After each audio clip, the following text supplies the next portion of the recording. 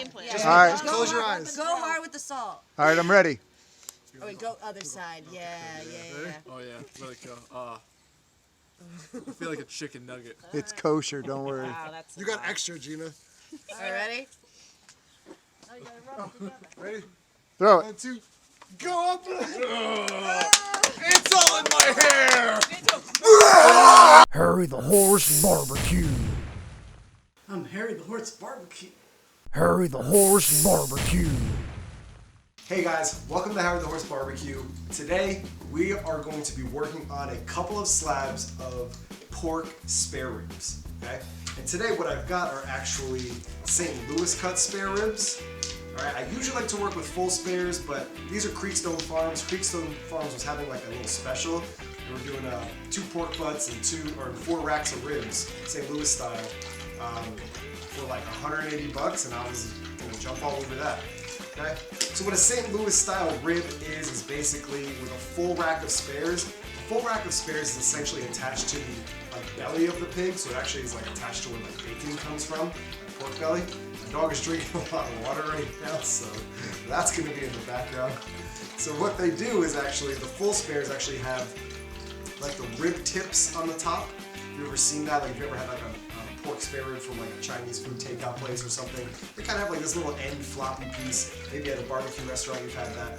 Alright, what they do is they kind of slice all of those rib tips off. So that's not on here. So this isn't a full rack of spares. They trim it down to what's called a St. Louis style cut. Alright, and these are looking real nice. When you pick out your spare ribs, what you really want to do is look for a lot of good marbling in there. Okay? You might get a lot of pillowy fat over here. We'll trim some of that down. But you really want good marbling. And that's why I like St. Louis spares, or just spare ribs in general, is because when they come from the belly of the pig, or near the belly of the pig, you get a lot more fat content than you do with baby backs. So they're pretty forgiving when you cook them. They won't come out to be dry or anything like that, because there's a good amount of fat content in there. And what we're going to do is we're going to hit it with some Q glue to start. So Q glue, a great product by Savory Spice. What it is, it's basically a mustard base with some pickle juice, some turmeric, some dill seed, some other spices in there, some vinegar, some salt, things like that.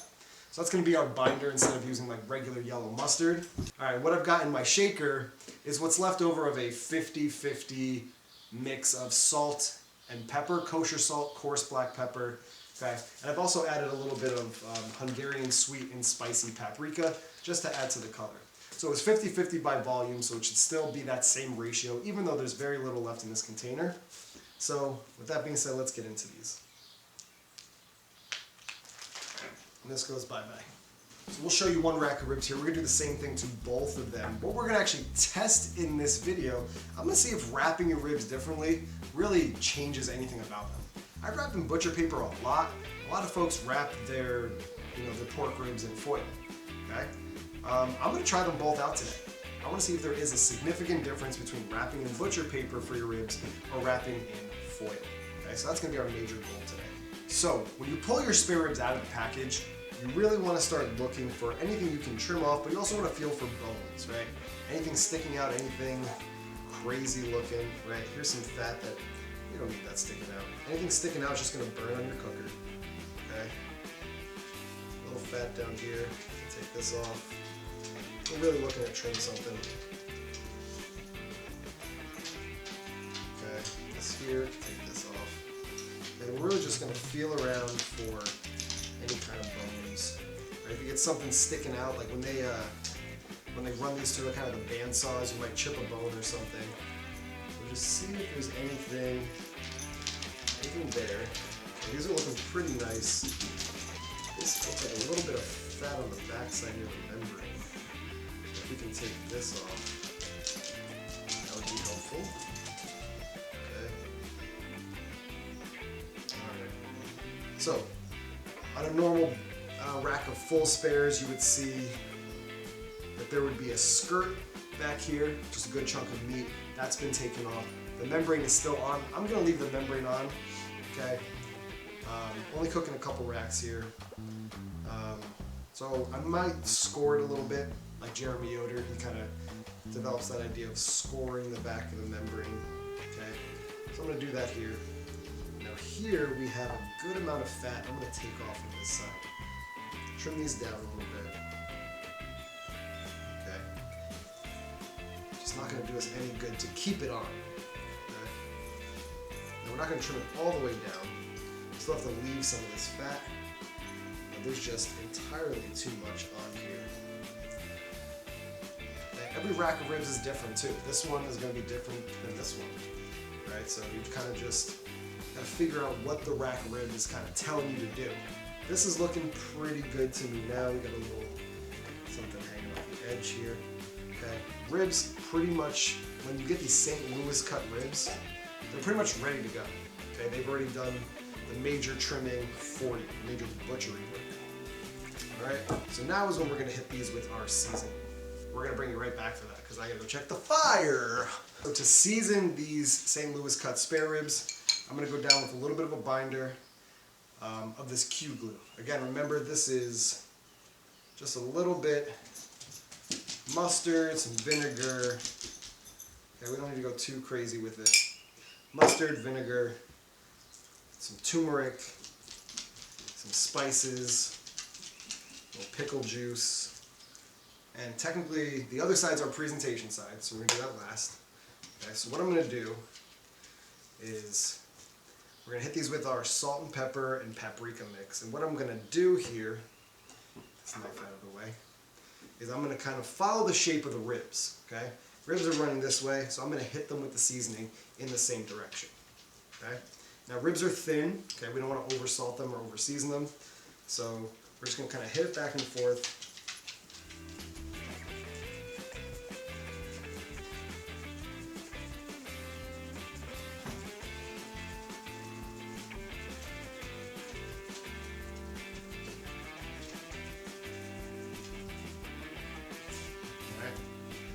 That's looking pretty good. Okay? So now, I don't want to ruin this seasoning that I just put on the back here. Okay? Just kind of up and then straight down. Okay? Back again with some Q glue. Okay, our binder.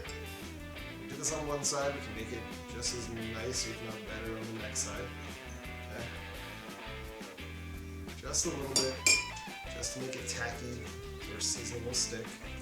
I don't want to drench these in any kind of mustard or binder. Okay. Notice how I have a little overlap as I go back and forth over the ribs. Just a little bit of overlap. Put my hand there, kind of pat up the sides. Okay. That's looking pretty good. Notice how the seasoning overlaps a little bit. Okay, and what I can do actually is kind of pour some of the seasoning into my hand just to get the edges, even though the bones are there. Alright, and then this little fatty section over here. Okay, the fat's going to render. We don't want to lose that bark.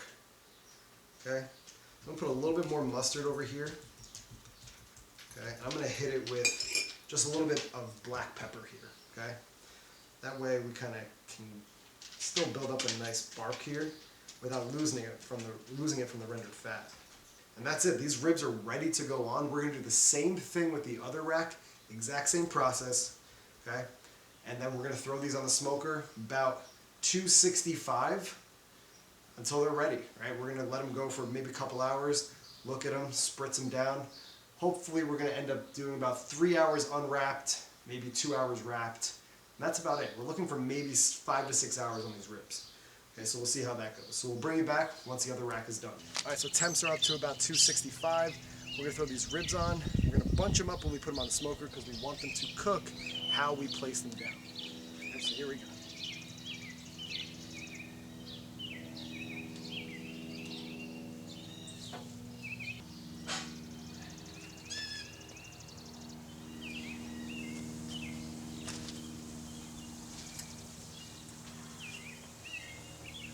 We'll check back on these ribs in about 2 hours or so to see how the color's forming on them and see if we need to spritz. We'll bring you back for that.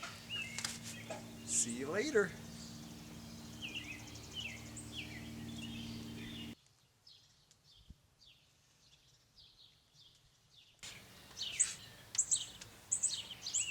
Alright, so it's been about 2 hours or so, about 2 hours and 15 minutes on these ribs.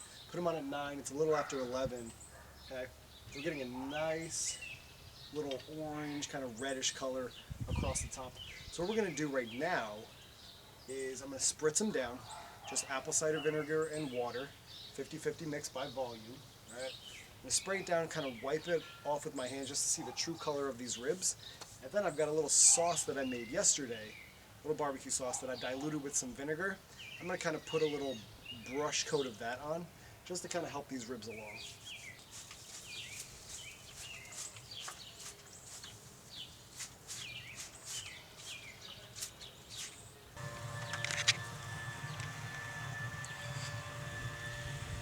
So some barbecue sauce I made earlier, and I thinned it out with some apple cider vinegar.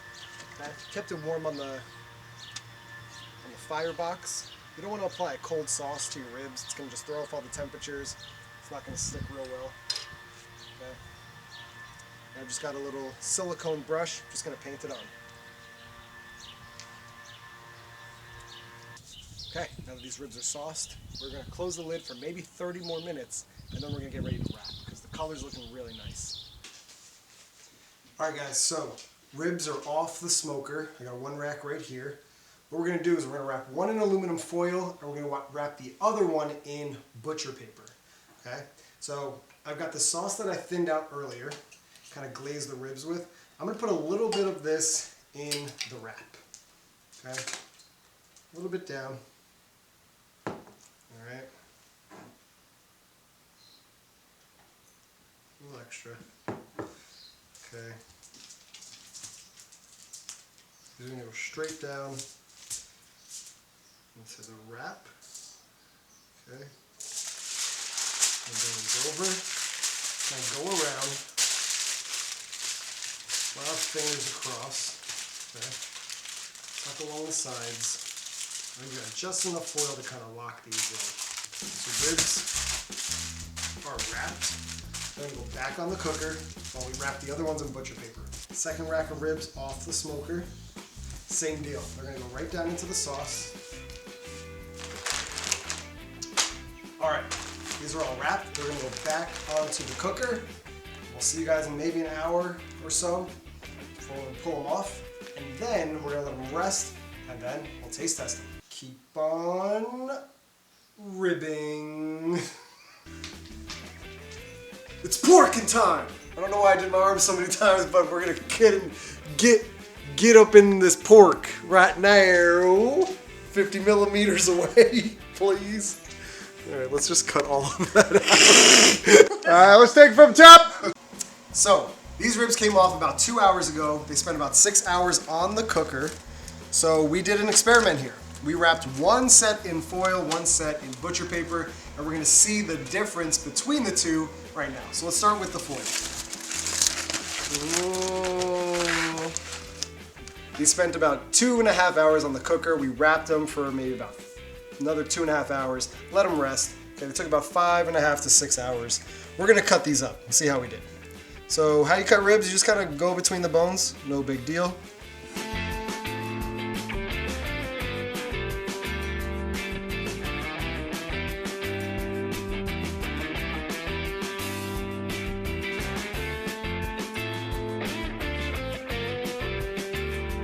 So these are super tender. They might fall completely off the bone. I took these a little bit further than I might actually like them, but let's take a look here.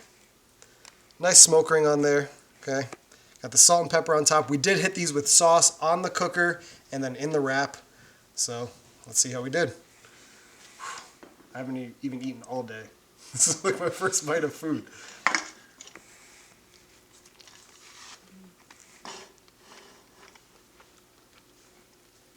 Oh yeah. Does the support staff get a bone? Oh my god. So this is the butcher paper wrapped ribs. We're gonna see how we did here. Kind of just, I mean, they look equally as good. Alright, so here's the rib from the butcher paper wrapped ribs. You could see nice smoke ring on there, little sauce on top, salt, pepper. Let's see how we did.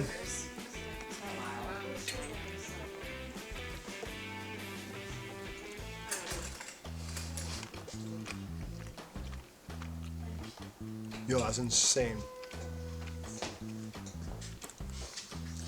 I don't know, man. I don't know what to say. This is so good. Obviously, these ribs are taken a little over, okay? They're pretty much fall off the bone. They're not bite through, maybe like a competition style, but these are really, really good. You gotta give these a try at home. Thank you guys for tuning in to Howard the Horse Barbecue. Make sure you hit the like button, comment, subscribe, do all those things, help us out. So we can keep producing some amazing barbecue so we can feed our friends and family because we're kind of poor over here and everyone needs to come to our house so they can eat. So with that being said, we're gonna have dinner. This is dinner and we'll see you guys in the next one. Adios. Peace. Why are you a horse? Frequently asked questions.